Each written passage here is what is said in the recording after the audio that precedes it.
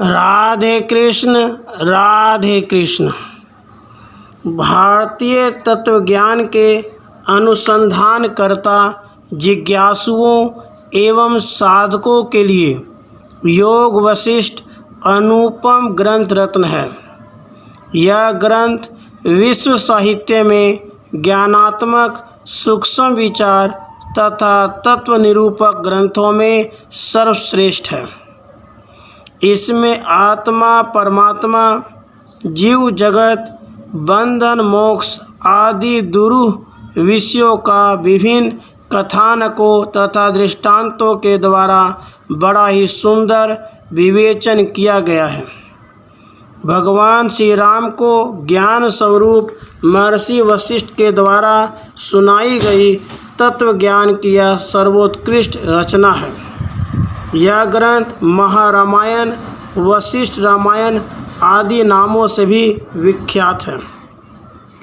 इस ग्रंथ के विषय में महर्षि वशिष्ठ ने स्वयं कहा है, संसार सर्प के विषय विकल तथा विषय विसूचिका से पीड़ित प्राणियों के लिए योग वशिष्ठ परम पवित्र अमोघ मंत्र है। योग वशिष्ठ अजातवाद या केवल ब्रह्मवाद का ग्रंथ है। इसके सिद्धांतानुसार एकमात्र चेतन तत्व पर ब्रह्म के अतिरिक्त कोई सत्ता नहीं है। जैसे समुद्र में असंख्य तरंगें उठती और मिटती रहती है, वे समुद्र से अलग नहीं है।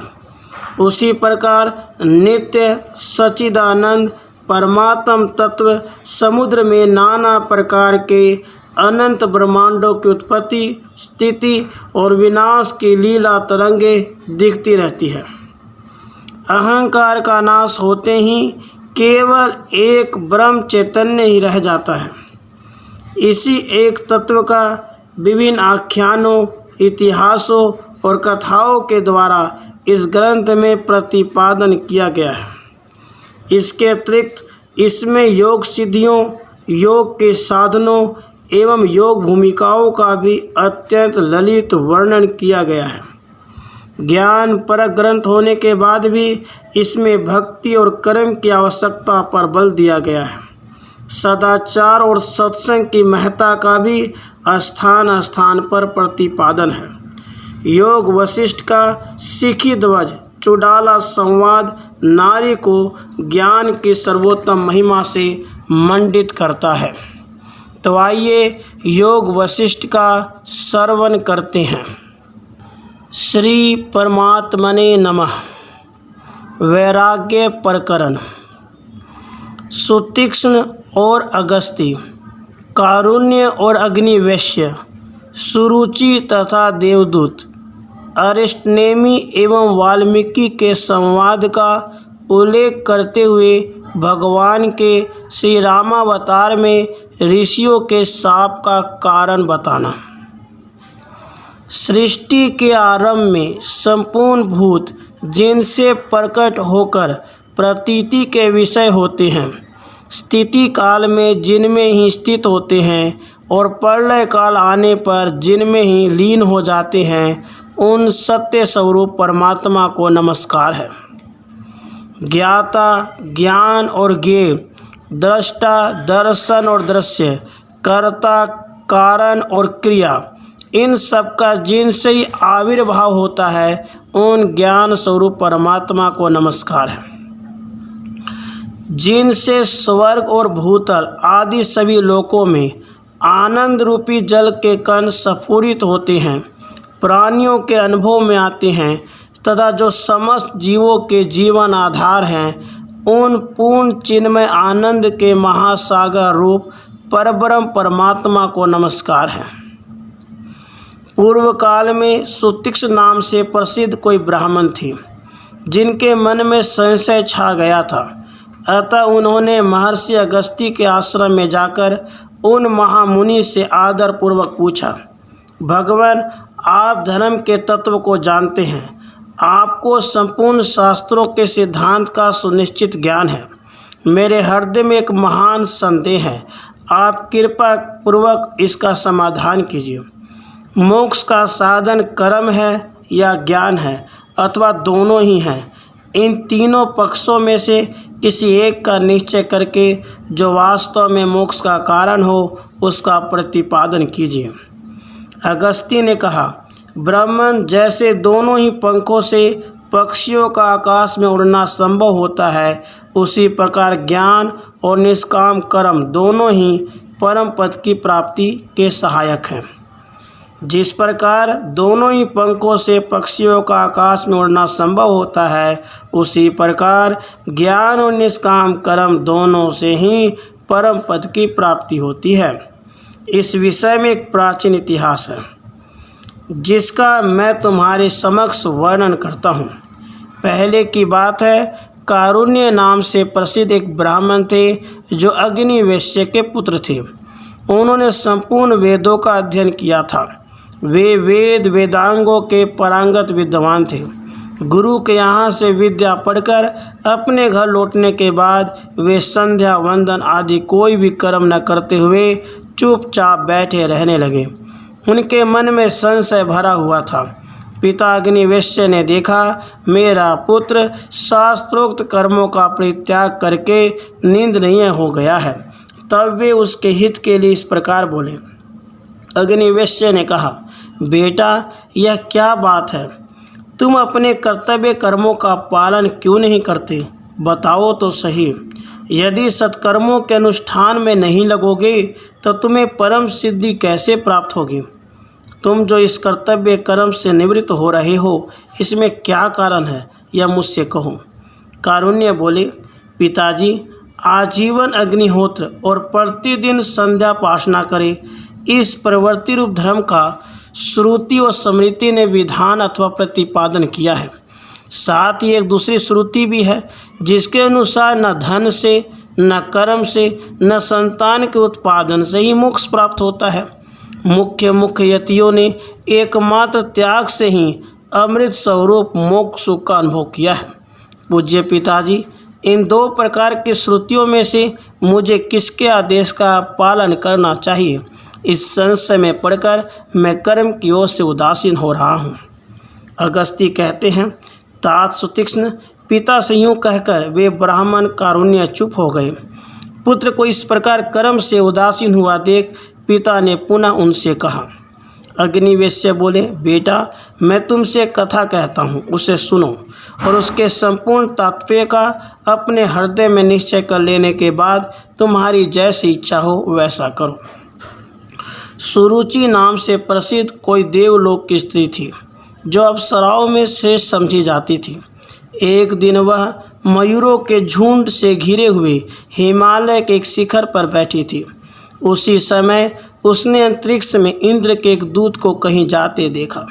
उसे देखकर अप्सराओं में श्रेष्ठ महाभागा सुरुचि ने इस प्रकार पूछा, महाभाग देवदूत, आप कहाँ से आ रहे हैं और इस समय कहाँ जाएंगे?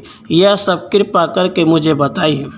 देवदूत ने कहा, भद्रे, सुनो, जो वृत्तांत जैसे घटित हुआ है वह सब मैं तुम्हें विस्तार से बता रहा हूँ।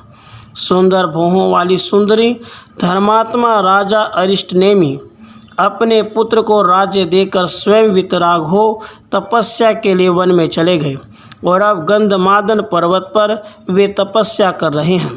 वहाँ वन में ज्यों ही उन्होंने दुस्तर तपस्या आरंभ की, त्यों ही देवराज इंद्र ने मुझे आदेश दिया, हे दूत, तुम यह विमान लेकर शीघ्र वहाँ जाओ। इस विमान में अप्सराओं के समुदाय को भी साथ ले लो। नाना प्रकार के वाद्य इसकी शोभा बढ़ाते रहें।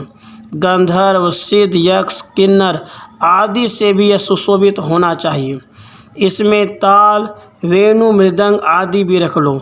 इस प्रकार भांति भांति के वृक्षों से भरे हुए सुंदर गंधमादन पर्वत पर पहुंचकर तुम राजा अरिष्टनेमी को इस विमान पर चढ़ा लो और उन्हें स्वर्ग का सुख भोगने के लिए अमरावती नगरी में ले आओ।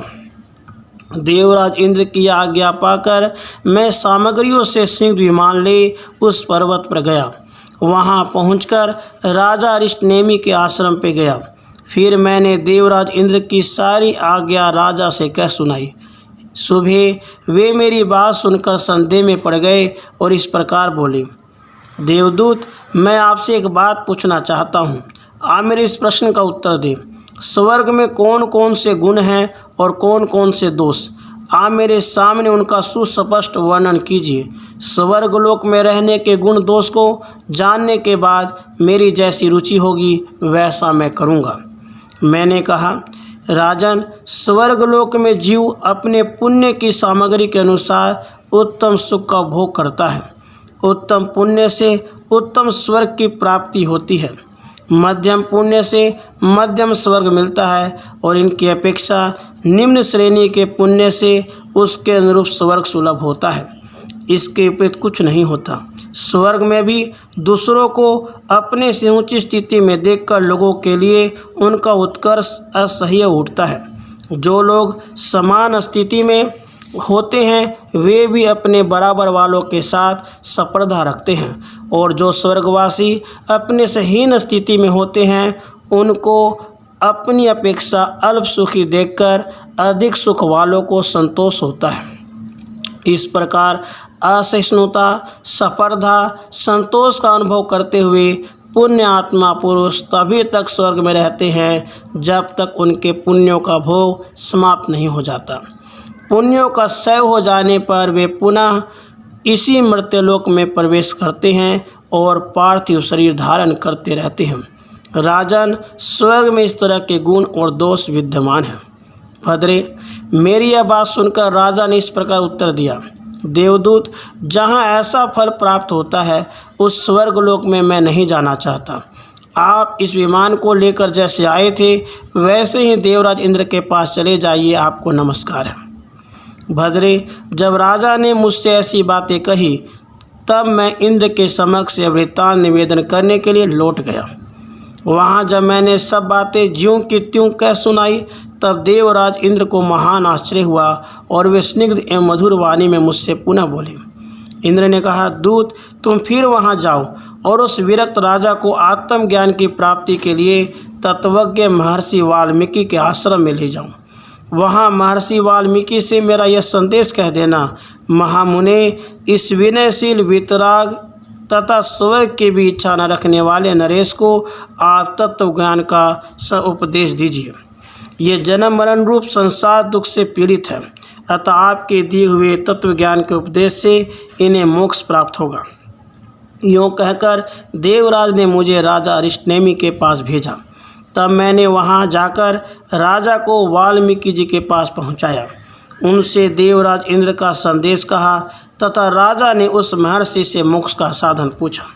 उसके बाद वाल्मीकि जी ने अत्यंत प्रसन्नतापूर्वक कुशल प्रश्न की बात आरंभ करते हुए राजा से उनके आरोग्य का समाचार पूछा। राजा ने कहा, भगवान, आपके धर्म के तत्व का ज्ञान है। भगवान, आपको धर्म के तत्व का ज्ञान है। जानने योग्य जितनी भी बातें हैं वे सब आपको ज्ञात है। विद्वानों में श्रेष्ठ महर्षि, आपके दर्शन से मैं कृतार्थ हो गया हूँ, यही मेरी कुशल है। भगवान, मैं आपसे कुछ पूछना चाहता हूँ, आप बिना किसी विघ्न बाधा के मेरी शंका का समाधान करें। संसार बंधन के दुख से मुझे जो पीड़ा हो रही है उससे किस प्रकार मेरा छुटकारा होगा, यह बताइए। श्री वाल्मीकि जी ने कहा, राजन सुनो, मैं तुमसे अखंड रामायण की कथा कहूँगा। उसे सुनकर यत्नपूर्वक हृदय में धारण कर लेने पर तुम जीवन मुक्त हो जाओगे। राजेंद्र, वह रामायण महर्षि वशिष्ठ और श्री राम के संवाद रूप में वर्णित है। वह मोक्ष प्राप्ति के उपाय की मंगलमयी कथा है। मैंने तुम्हारे स्वभाव को समझ लिया है, अतः तुम्हें अधिकारी मानकर मैं तुमसे वह कथा कहूँगा। विद्वान नरेश, सुनो। राजा ने पूछा, तत्वज्ञानियों में श्रेष्ठ महामुनि श्री राम कौन हैं? उनका स्वरूप कैसा है? वे किसके वंशज थे? वे बद्ध थे या मुक्त? पहले आप मुझे इन्हीं बातों का निश्चित ज्ञान प्रदान कीजिए। श्री वाल्मीकि जी ने कहा, स्वयं भगवान श्री हरि ही सांप के पालन के बहाने राजा श्री राम के रूप में अवतीर्ण हुए थे।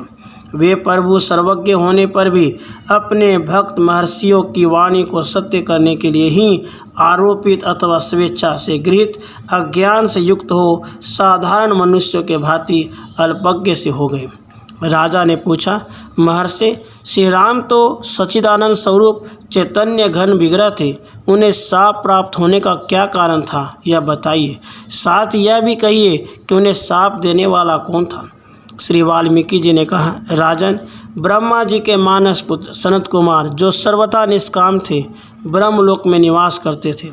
एक दिन त्रिलोकीनाथ सर्वशक्तिमान भगवान विष्णु वैकुंठ लोक से वहाँ पधारे। उस समय ब्रह्मा जी ने वहाँ उनका पूजन किया। सत्यलोक में निवास करने वाले दूसरे महात्माओं ने भी उनका स्वागत सत्कार किया। केवल सनत कुमार ने उनके आदर सत्कार में कोई भाग नहीं लिया। वे चुपचाप बैठे ही रह गए। तब उनकी ओर देखकर सर्वेश्वर भगवान श्री हरि ने कहा, सनत कुमार, तुम अपने को निष्काम समझकर अहंकारी हो गए हो, इसलिए जड़वत स्तब्ध बने बैठे हो। इस गर्वयुक्त चेष्टा के कारण तुम शाप या दंड पाने के योग्य हो। अतः सरजन्मा कुमार के नाम से विख्यात हो, दूसरा शरीर धारण करो। यह सुनकर सनत कुमार ने भी भगवान विष्णु को शाप दिया, देवेश्वर, आप भी अपनी सर्वज्ञता को कुछ काल के लिए छोड़कर अज्ञानी जीव के समान हो जाएंगे। एक समय अपनी पत्नी को श्रीहरि के चक्र से मारी गई देख महर्षि भृगु का क्रोध बहुत बढ़ गया। वे उन्हें शाप देते हुए बोले, विष्णु, आपको भी कुछ काल के लिए अपनी पत्नी से वियोग का कष्ट सहना पड़ेगा। इस प्रकार सनत कुमार और भृगु के शाप देने पर उनकी वाणी सत्य करने के लिए भगवान विष्णु उस शाप से मनुष्य रूप में अवतीर्ण हुए। राजन, भगवान विष्णु को शाप का बहाना क्यों लेना पड़ा, इसका सब कारण मैंने तुम्हें बता दिया। अब तुम्हारे प्रश्न के अनुसार अन्य सारी बातें बता रहा हूँ, तुम सावधान होकर सुनो। राधे कृष्ण, राधे कृष्ण।